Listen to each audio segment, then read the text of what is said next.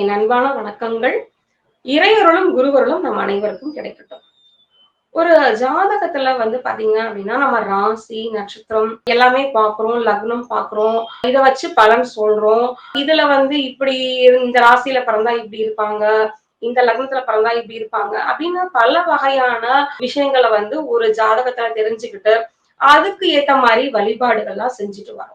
இதுல ஒரு வழிபாடுதான் பாத்தீங்கன்னா உங்களோட நீங்க பிறந்த அந்த கிழமை, இந்த கிழமை நாதனோட வழிபாடு. ஏன் இந்த கிழமை நாதனை பத்தி நம்ம தெரிஞ்சுக்கணும் அப்படின்னா, நீங்க எப்படி ஒரு நட்சத்திரத்தை முக்கியம் அப்படின்னு நினைக்கிறோமோ, எப்படி ஒரு லக்னம் அந்த லக்னாதிபதி முக்கியம் அப்படின்னு நம்ம நினைக்கிறோம். அதுக்கப்புறம் ஒரு திதி, ஒரு கரணம், இப்ப இதெல்லாத்தையும் நம்ம பார்த்து நம்ம அதுக்கேத்த மாதிரியான பரிகாரங்கள், பூஜைகள், வழிபாடுகள் செய்யறோம். அதே மாதிரி ஒரு ஜாதகத்துல நீங்க பிறந்த அந்த கிழமை, அந்த கிழமை நாதன் அப்படிங்கிறது ரொம்ப முக்கியம். ஒருத்தர் உதாரணமா திங்கட்கிழமை பிறந்திருக்காங்க அப்படிங்கும் போது அந்த கிழமை நாதன் அந்த ஜாதகத்துல எந்த நிலையில இருக்காரோ அதை வச்சுதான் உங்களோட வாழ்க்கையில நீங்க நல்லா இருக்கிறீங்களா இல்ல கஷ்டப்படுறீங்களா அப்படிங்கிறத நம்ம சொல்லலாம்.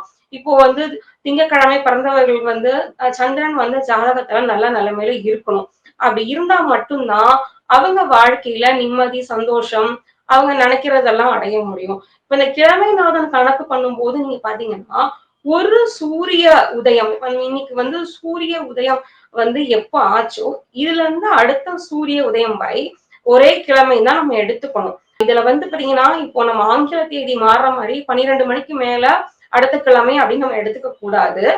சூரிய உதயம் ஆனதுக்கு அப்புறத்துல இருந்து அடுத்த சூரிய உதயம் வரை ஒரே கிழமை தான். இப்ப இதை நம்ம கரெக்டா தெரிஞ்சுக்கணும். இப்ப நீங்க என்ன கிழமையில பிறந்திருக்கீங்களோ அந்த கிழமைக்குரிய அந்த வழிபாடை நீங்க செய்யும் போது நிறைய விதமான முன்னேற்றங்கள், எதிர்பார்க்காத நிறைய நன்மைகள் உங்களுக்கு கிடைக்கும். அபரிமிதமான நன்மைகள் கிடைக்கும். இது நிறைய பேர் நான் சொல்லி செஞ்சு நல்ல முன்னேற்றம் அடைஞ்சிருக்காங்க வாழ்க்கையில. முதல்ல ஞாயிற்றுக்கிழமை பிறந்தவர்களுக்கான வழிபாடு அப்படின்னு சொல்லும் போது, ஞாயிற்றுக்கிழமை பிறந்தவங்க வாழ்க்கையில ஜெயிக்கணும், நல்லா இருக்கணும், சந்தோஷமா நல்லா சுகபோக வாழ்க்கை அனுபவிக்கணும் அப்படின்னா கண்டிப்பா முதல்ல ஞாயிற்றுக்கிழமை காலை 6 மணிக்கு மேல, இன்னும் சொல்ல போனா நீங்க 5:30 மணிக்கு எழுந்திருக்கணும். இந்த 6 மணிக்கு மேல தூங்குறது அப்படிங்கிறது கட்டாயம் கூடாது. அது உங்களுக்கு எந்த விதத்திலையும் நன்மை தராது. இப்போ நைட் ஷிஃப்ட் பார்த்து வராங்க அப்படிங்கும்போது விதிவிலக்குகளை பத்தி நான் பேச வரல. பொதுவா பார்க்கும்போது ஒரு சூரிய உதயத்துக்கு அப்புறம் தூங்குறது அப்படிங்கிறது கட்டாயம் கூடாது. முதல்ல நீங்க 5:30 மணிக்கு எழுந்து, ஞாயிற்றுக்கிழமை பிறந்தவங்க ஞாயிற்றுக்கிழமையில 6 மணில இருந்து 7 மணிக்குள்ள அந்த சூரிய உதயத்தின் போது நீங்க சூரியனை வணங்க வேண்டும். இத தொடர்ந்து செய்யும் போதுதான் நிறைய பலன்கள் கிடைக்கும். நீங்க எதிர்பார்க்காத அளவுக்கு நீங்க சிறப்பா வாழ்வீங்க. இந்த பரிகாரங்கள்ல சூட்சம பரிகாரங்கள், ஞாயிற்றுக்கிழமை பிறந்தவங்க இந்த சூரிய உதயம் ஞாயிற்றுக்கிழமை என்று சூரிய உதயத்தின் போது நீங்க சூரியனை வணங்குறது சிறப்பு. முதல் விஷயம். வருடத்திற்கு ஒரு முறை, வருடத்துக்கு ஒரு முறை இல்ல உங்களோட வசதி வாய்ப்புகள் எப்படியோ, ஆனா கட்டாயம் வருடத்திற்கு ஒரு முறை நீங்க சூரியனார் கோயில் போயிட்டு வரும்போது உங்களோட வாழ்க்கையானது நீங்க நினைச்சு பார்க்க முடியாத அளவுக்கு சந்தோஷமாகவும் வெற்றிகரமாகவும் மாறும். மூன்றாவது பாத்தீங்க அப்படின்னா, இப்ப நீங்க காலையில அந்த சூரிய வழிபாடு ஞாயிற்றுக்கிழமை செய்யும் போது அன்றைக்கு மாலை வேளையோ இல்ல பொதுவா எல்லா மாலை வேலைகளையுமே நீங்க சிவ வழிபாடு அப்படிங்கறது செய்யணும். இந்த சிவ வழிபாடானது உங்களுக்கு ரொம்ப சிறப்பை தரும். அதே போல நீங்க பாத்தீங்க அப்படின்னா பொதுவா சிவப்பு நிற மலர்கள் உங்களுக்கு அதிர்ஷ்டத்தை தரக்கூடியதா இருக்கும். எந்த சிவப்பு நிற பூக்களா இருந்தாலும் சரி, நீங்க கோயிலுக்கு வாங்கி கொடுத்தாலும் சரி, வீட்டுல நீங்க போட்டாலும் சரி, உங்களுக்கு நிறைய அதிர்ஷ்டம் தரும். இந்த ஒரு ஆரஞ்சு நிறம் அப்படின்னு சொல்லக்கூடிய இந்த நிறத்தை நீங்க அதிகமா பயன்படுத்தும் போது உங்களுக்கு நிறைய வெற்றிகள் கிடைக்கும்.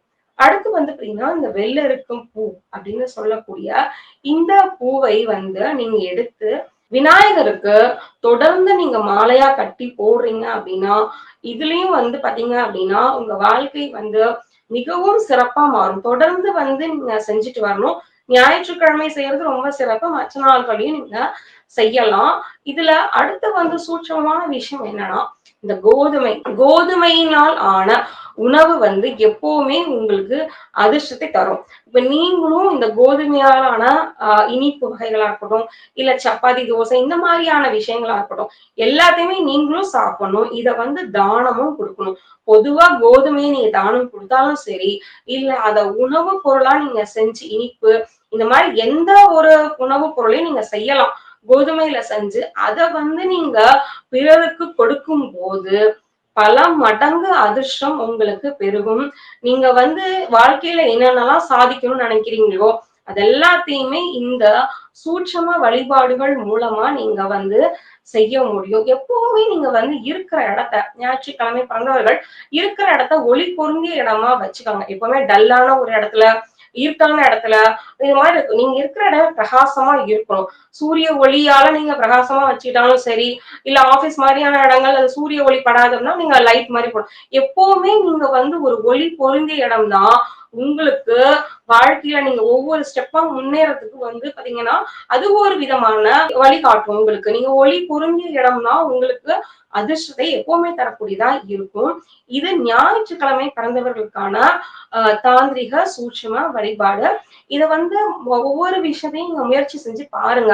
தொடர்ந்து செய்யும்போது நமக்கு வந்து நல்ல மாற்றமானது ஏற்படும். 1 நாள், 2 நாள் செய்றோம் அப்படிங்கும்போது எந்த பலனையுமே, எந்த பரிகாரத்தையுமே நம்ம எதிர்பார்க்க முடியாது.